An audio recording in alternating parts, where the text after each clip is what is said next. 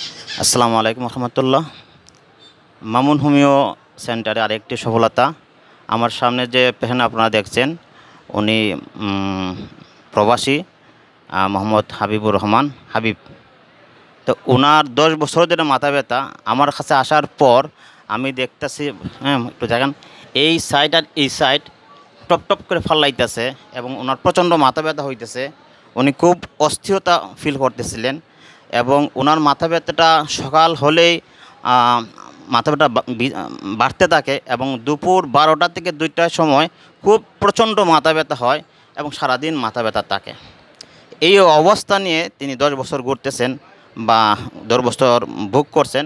আলহামদুলিল্লাহ মামুন হোমিও সেন্টারে চিকিৎসা নেওয়ার পর টেস্টিং করে আমি ওনাকে একটা ওষুধ খাওয়াই দিই।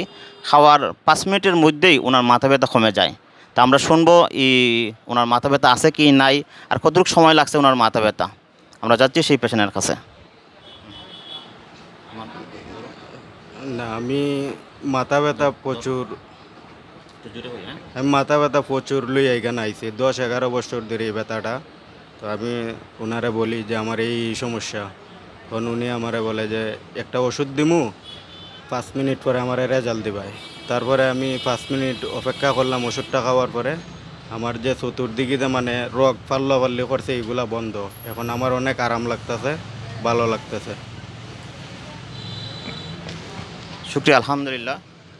তো হোমিওপ্যাথি ট্রিটমেন্টে যে treat the patient not the disease, আমরা এটাই ফলো করি যে একজন পেশেন্ট যদি আমাদের কাছে আসে যে কোনো সমস্যা নিয়ে, আমরা চিন্তা করি যে রুগী ট্রিট দ্য পেশেন্ট, আমরা রুগীর চিকিৎসা করি, রোগের নয়। তা আমরা তার কী সাইন আছে, কী সিমটম আছে তা শুনি, কোন সময় অ্যাগ্রাভেশন কী, তার ইমিউলেশন কী, তার থ্রাস্ট কী, সুয়েট কী, স্টোল কী, ডিজার কী, অ্যাবারশন কী, এই সমস্ত আমরা শুনি।